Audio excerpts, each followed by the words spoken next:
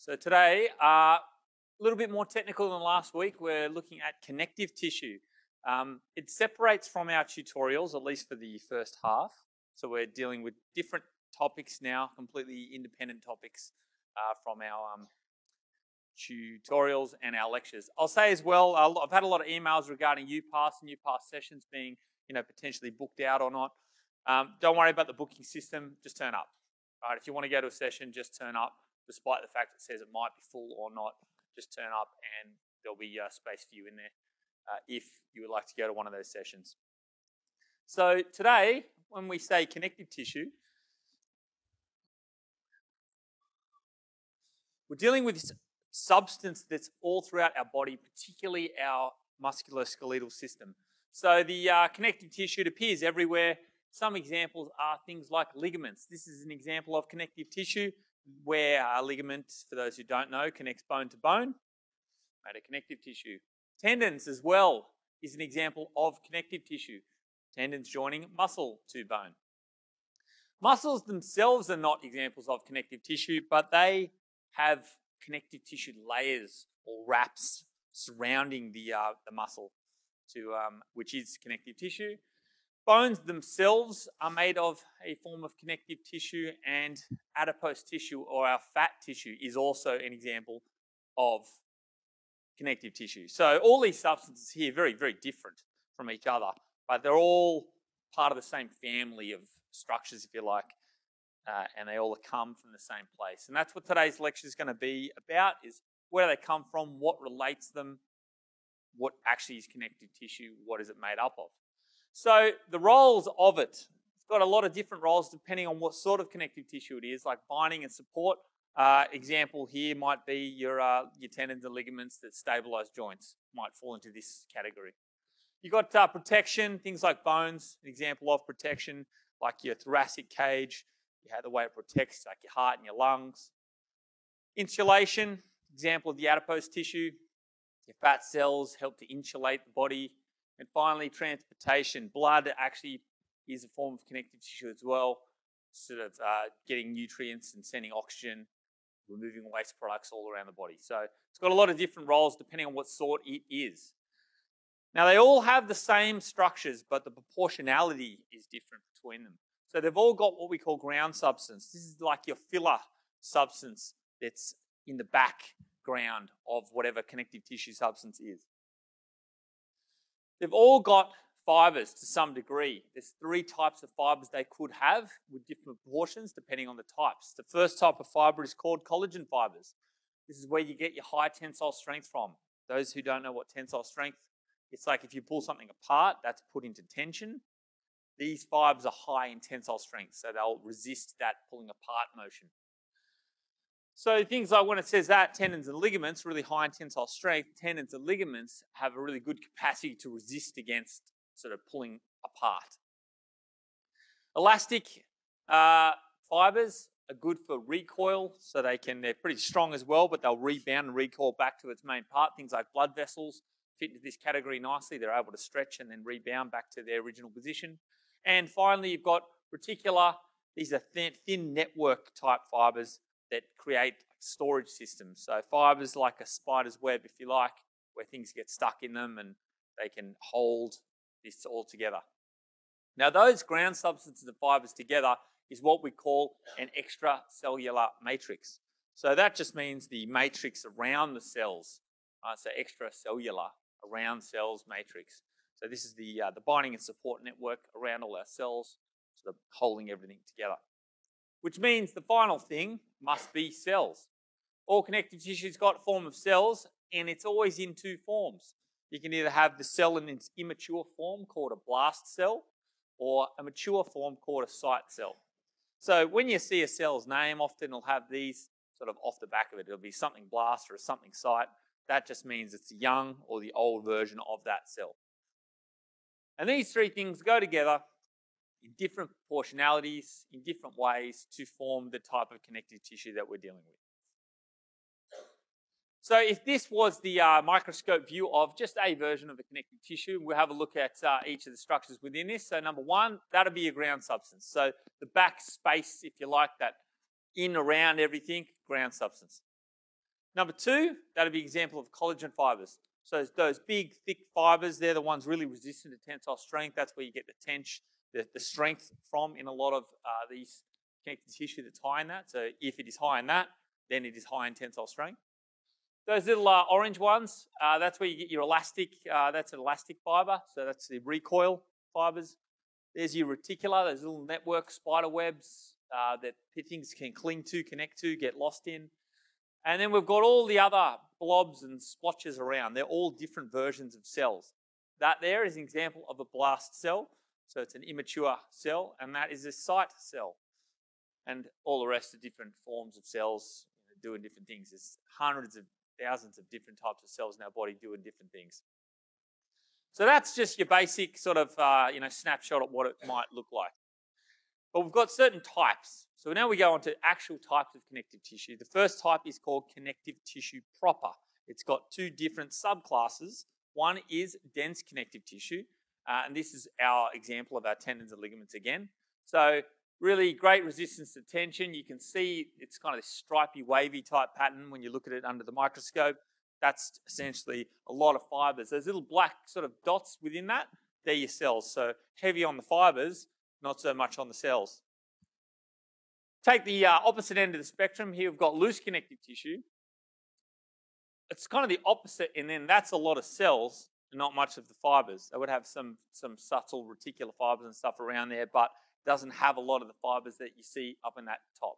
So two ends of the spectrum, dense connective tissue, loose connective tissue, example of tendons and ligaments, examples of fats, but commonalities between them, just the proportions completely opposite. Cartilage is a type of specialized connective tissue. It's avascular in nature, which means it's got very low blood supply. It means that it's got limited healing because rather than blood networks running through it, it absorbs its nutrients, which means when you injure cartilage, it tends to take a long time to heal. Some of you may have injured cartilage before and noticed that fact. So you'd much rather injure, say, if you have a muscle tear than a cartilage tear, because the muscle's got a lot of blood flow running through it, it'll repair quite quickly. Whereas cartilage, a lot longer. So there's three types of cartilage, and this is sort of key for not just this week, but future weeks as well. We do a lot on cartilage, and especially when we start talking about joints and articulations, cartilage becomes a big factor. So hyaline cartilage, useful for reducing friction, also a lot of shock absorption, but fibrocartilage, good for shock absorption, and elastic cartilage, it's cartilage just springs back into shape, not really there for reducing friction or shock absorption properties. So hyaline, fibro, and elastic cartilage. If we looked at that in the body, it would be the blue representing our hyaline cartilage. So we've got the nose. So think about your nose, right? It's not bone, at least the end part, because you wouldn't be able to sort of twist it and stuff. It's an example of hyaline cartilage. Example, end of every long bone. So every single long bone that we have, both ends, has surrounded by hyaline cartilage. You've got costal cartilage, so where your ribs attach to your sternum. You can kind of feel in some areas, particularly down the lower ones, it's got a lot of sort of compressibility to it. If it was just hard bone, wouldn't be able to do that. There's hyaline cartilage that connects the rib bones to the sternum. And finally, you've got the growth plates. So when you're in a stage of growth in your life, your growth plates are made of hyaline cartilage. So there are your four key places: nose, end of long bones, at the ribs, and at the end of the growth plates. I'll teach you what the growth plates and that are a little bit later. You've got elastic cartilage. Only real place we talk about is in the ears. So think about your ear. This is not bone, this is cartilage. It's a different form of cartilage. It's a lot more supple than you like, nowhere near as hard. And you've got the ability to sort of recoil your ear and it'll just spring back into shape. Right, so that is an example of elastic. And then you've got your two fibrocartilage. Now, prior to this lecture, if I'd have said, where's the cartilage, most people would have already thought knee. They'd be thinking, yeah, cartilage in the knee. What you're probably thinking about is the meniscus, which is a type of fibrocartilage. So it's found at three places: intervertebral disc, so the discs are fibrocartilage; the pubic symphysis, so where your two coxal bones meet at the anterior, at the front, and at the meniscus of your knee. So that's a bit key, this slide. We'll come back to this quite a lot over the next few weeks. So 4 places for the hyaline cartilage, 1 place for the elastic cartilage, and 3 places for the fibro cartilage. Remember it, commit it to memory, visualize this, keeps coming back. We go to bone, another type of connective tissue. So bones are divided into 2 types. So a bone has within it compact bone and spongy bone. So if we took this bone here, I'll ask you straight away, what is the name of that bone? What do you say? To give me more than that, say it like you mean it. Humerus. It is a humerus. Now, last week not many could do that. Now people are starting to go, yeah, humerus. Is that right or left?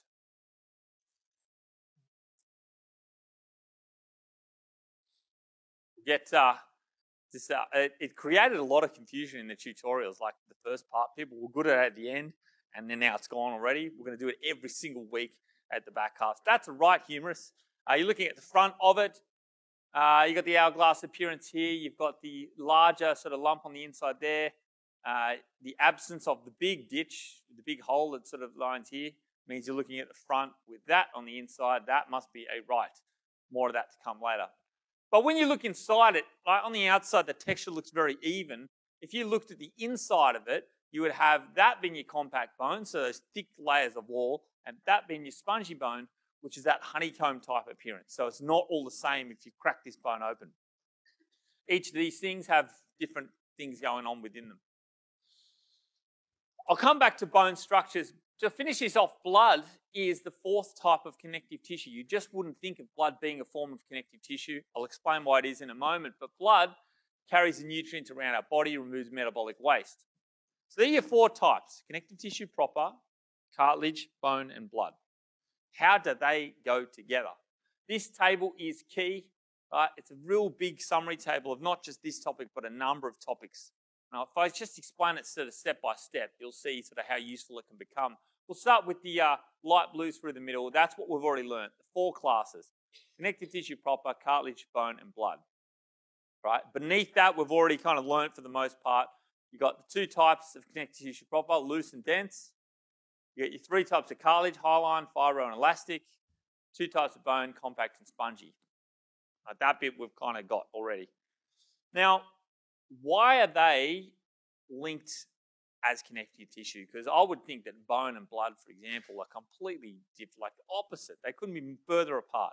But they all come from this mesenchyme cell, right? It's a common embryonic cell that has the ability to differentiate into each of these types of class depending on what the body needs. So when the body needs to grow bone, a mesenchyme cell will turn into a bone-building cell and build bone.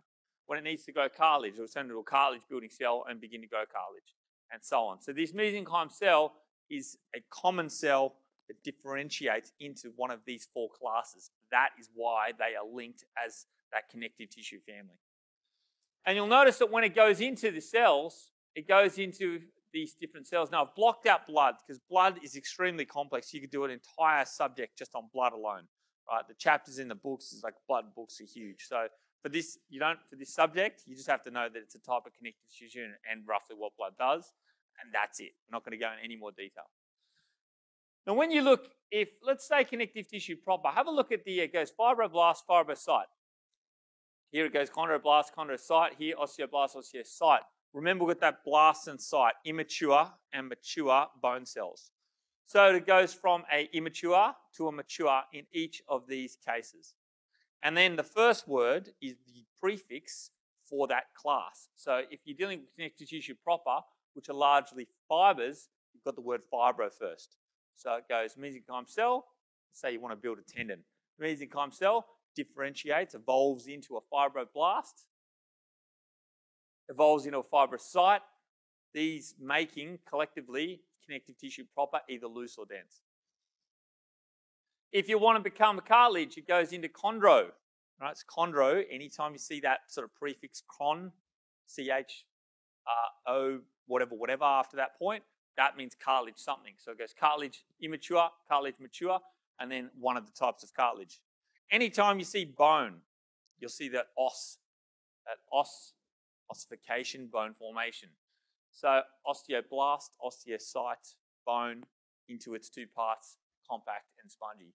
So this slide tells you a lot. It tells you the 4 major classes, the subclasses underneath that, what binds them all together, and then the prefixes for cells and the immature and mature bone cells. This is a lot of topics just in one slide. So a good place to start if you're going to try and memorize something. So the recap up till now, you've got the roles. Collectively, it binds and protects things. It insulates the body and it transports things depending on what type of connective tissue it is. It's got 3 main elements that make up connective tissue in different proportionalities. It's got ground substance, fibers, and cells. 3 types of fibers: collagen, elastic, reticular. Cells with their immature and mature blasts and sites. Always have those 3, different amounts in different ways depending on what we're dealing with. There's 4 classes: connective tissue proper, cartilage, blood, bone, blood, and this summary table which sort of links everything together. That's the spiel on connective tissue for now. We're going to go into a little bit of bone anatomy now. Now, bones, why do we have bones? The function is 4-fold. First is support. Not that type of support, more like that type of support. Hard frameworks, right, that essentially support our body. They protect, they shield internal organs. Muscles attach to bones in order for us to move, and they're a storage supply. That last part there is one people don't tend to think of bones. They store things like minerals, like calcium, for example, which gives bones its rigidity and hardness. But calcium is also used in other areas of body, such as muscle contraction. So, we don't tend to think of like when a muscle's contracting where it gets its substances from in order to do that. Bone is an example of where it may take some substances in order for it to do its job. So bone storage. Supply, the other interesting one, and a lot of people just don't think of it, I hadn't thought of it before, is like, where does blood come from? I don't know why I always just thought it was the heart or something. Yeah, blood comes to the heart. Not at all. Heart pumps blood around. It comes from the bones. So the bone is where blood is actually made and then distributed throughout the body. Right, so when we look at the components of a bone, you've got the compact, which is the dense outer solid layer, and then you've got the spongy bone. We've already touched on those 2 things. Inside the spongy bone, you've got this network, this honeycomb appearance. Now, the struts of bone, the bone parts of that honeycomb, are called tuberculae. That's that word in bold. Now, the spaces between the tuberculae is called our bone marrow.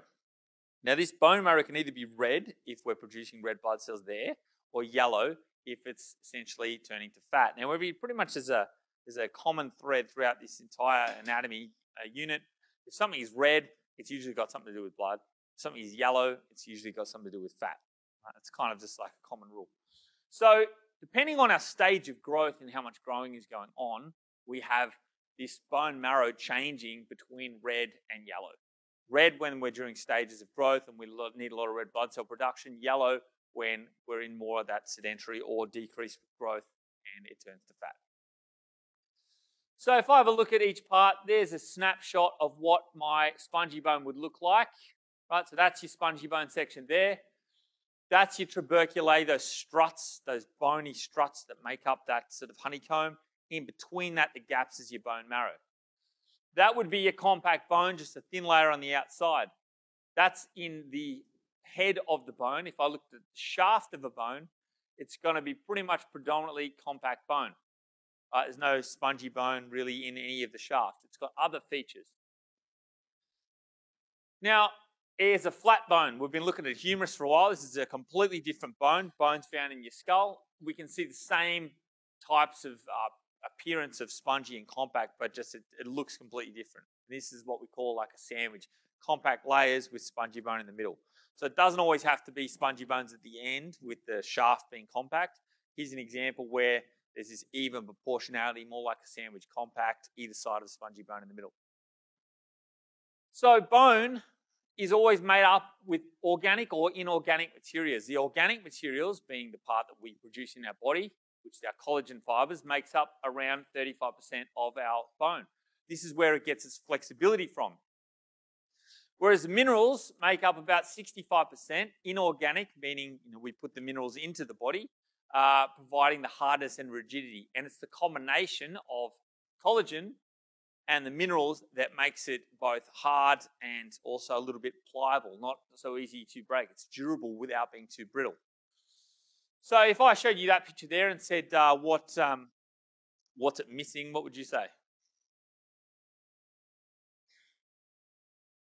It's missing minerals, right? So it's heavy on the collagen because it's not snapping in half. It's bending, right? That's what the collagen fiber will resist against tension, very strong in tension, but nothing really in compression. You can bend it, you can fold it.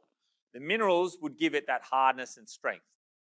So, so you're combining those two to form this nice compact bone. Now, if it was the opposite, let's say it was not enough collagen bones, but a lot of minerals, what would happen? It'd be very hard, right? But when it did break, it would shatter like a piece of glass.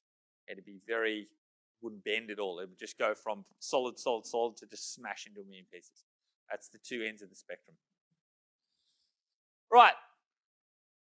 Skipping through the topics here. We're going bone classification. This is a little bit more crossover with chute now.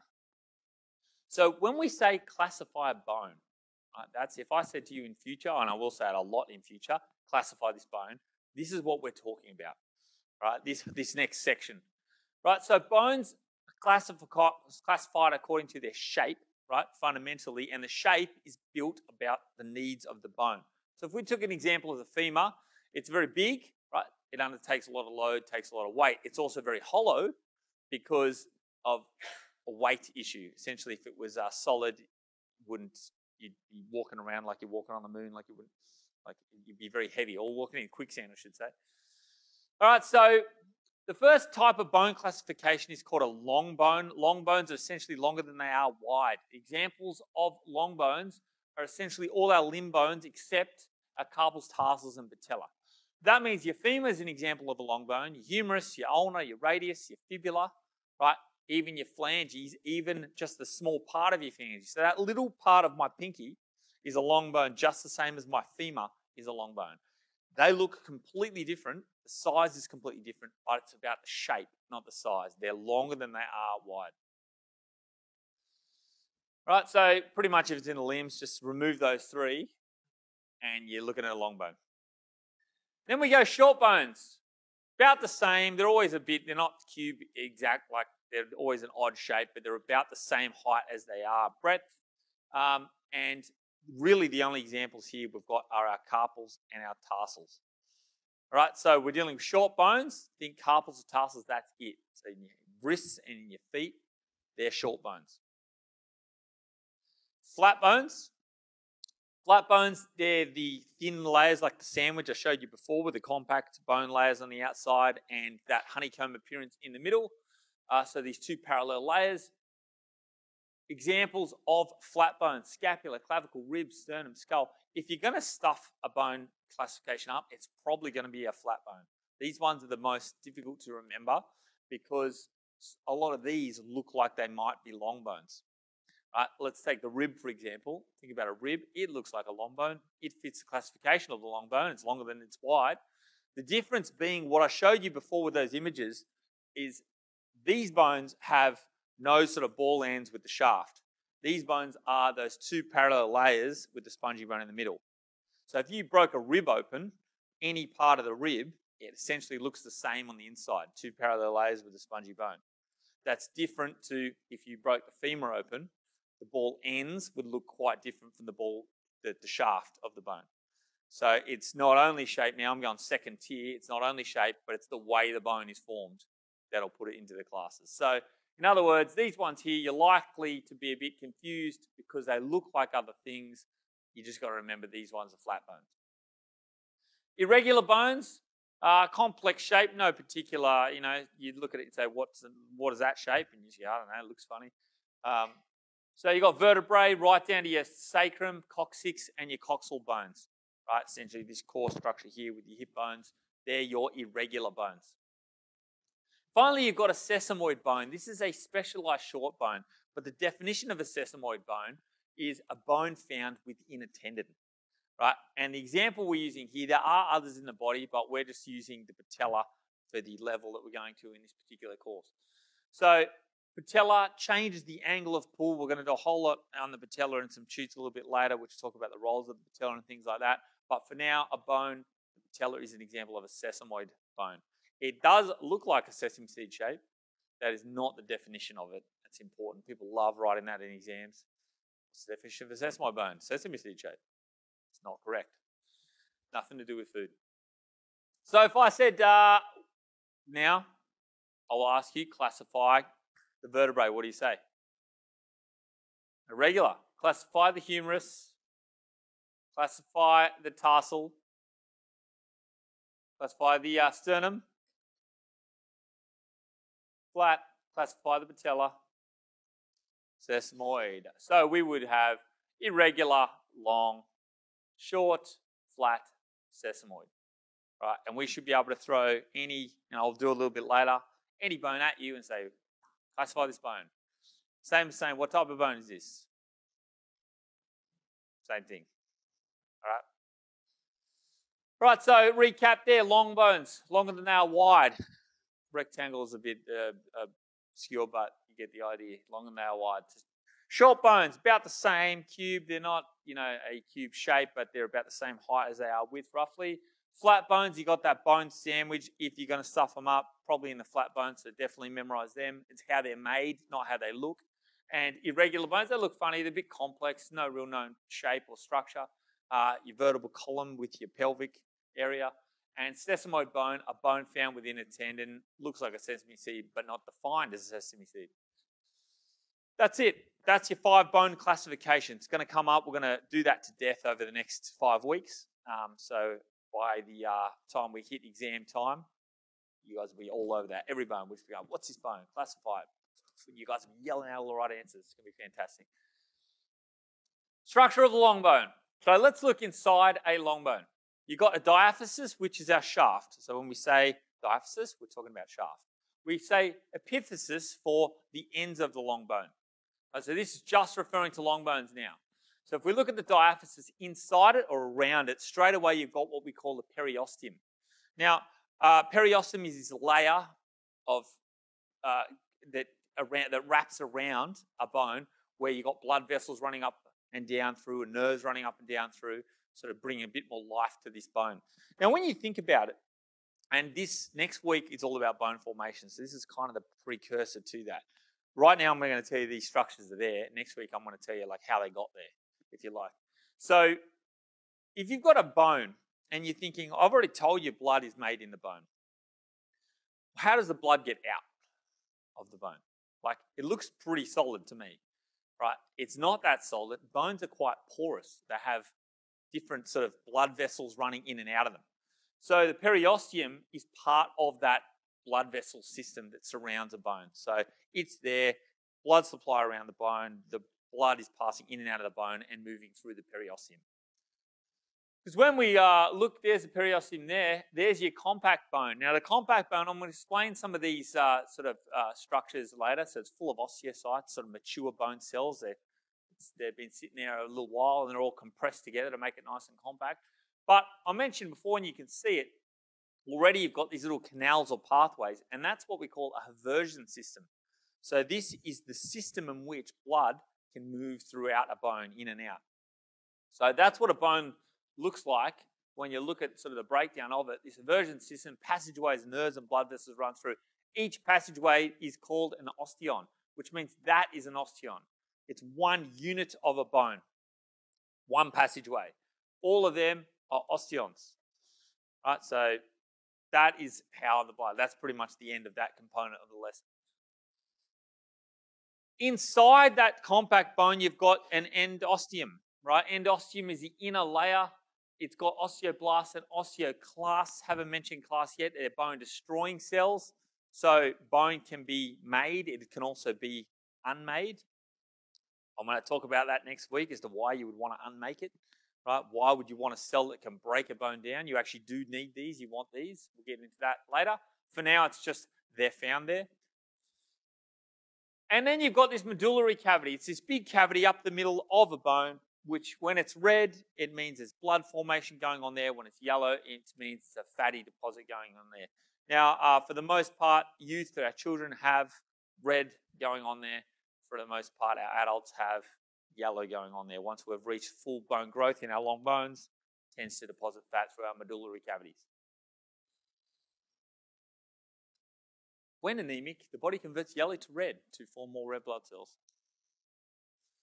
All right, so here's your breakdown cross-section. When you look through it, right, you chop that bone in half. You'll have the thin layer of periosteum around the outside. You have this compact bone layer, depicted in purple on this. You got your endosteum. So that's your bone, and you got this big medullary cavity. So bones are quite hollow. This is a very strong structure whilst maintaining light weight. When you look at the epiphysis of the bone ends, the actual breakdown is very different.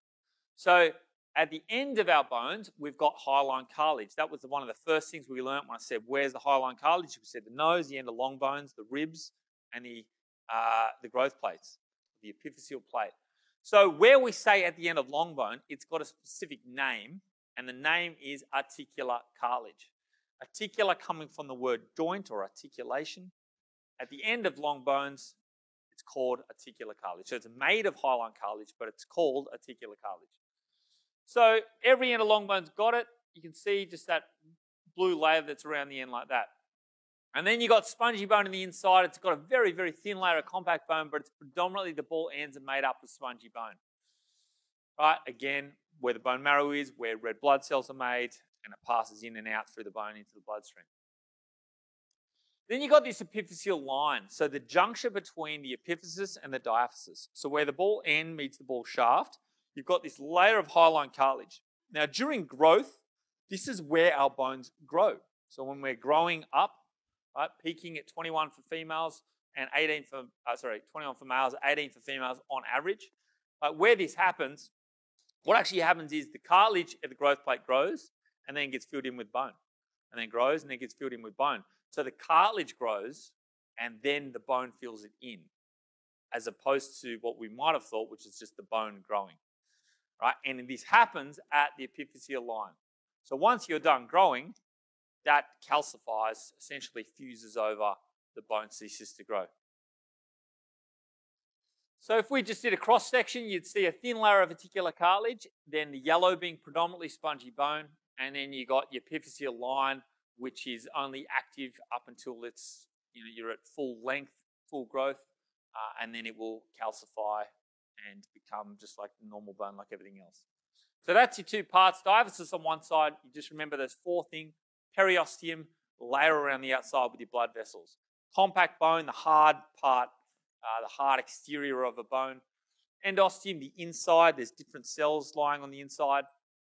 Then you've got this big cavity right down the middle. On the other side, you've got your epiphysis, the three elements of the epiphysis, articular cartilage being that hyaline cartilage that wraps around the end of long bones. You've got your spongy bone, which has got your tuberculate bone marrow, where your red blood cells are made. Right, and then your epiphyseal line, where the growth takes place, where the cartilage grows, and then the bone fills it in. Right, next week's lecture is all about bone formation, so how that process takes place. Now we're just looking at these are the elements, and we'll explain it in further.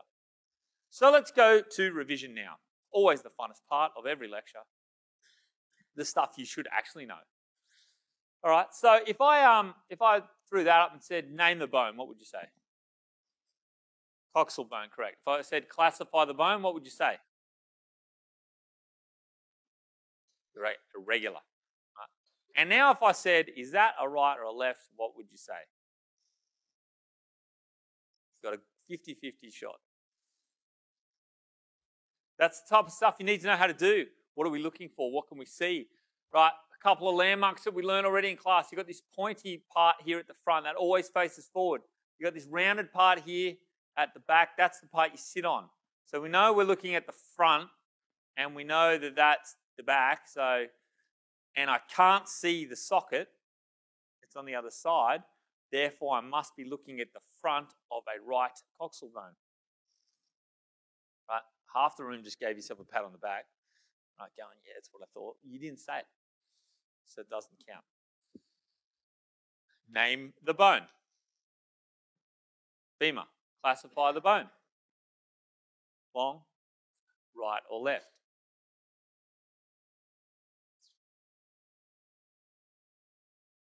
Well, are you looking at the front or back? It's the back. It's the back because you've got this nice deep groove more than anything. There's no shiny surface there. If you're looking at the back and you distinguish that, then that must be the back of the right femur. All right, we're going right. I don't know. I'm giving you guys 50%, but I'm giving you 20% on confidence.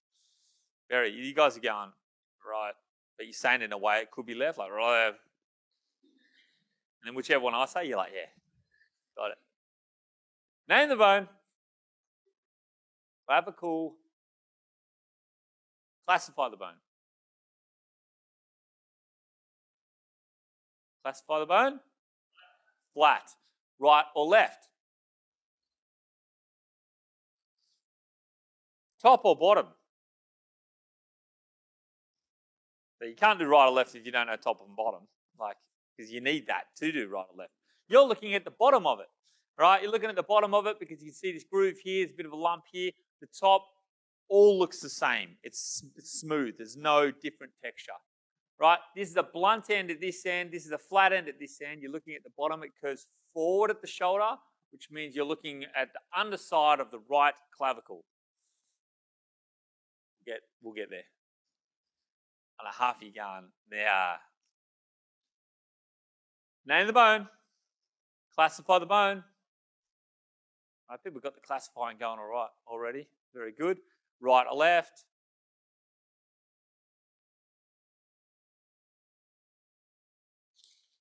Hard to see the shape of the curvature. You know this is the socket. The arm's got to be here, right? So now you just got to know if you're looking at the front or back. Right, you can't see, the back's got a big spine across it where that ridge of bone that you can feel. So you're looking at the front of it. If you're looking at the front of it and the arm is on this side here, then you must be looking at the front of the right scapula.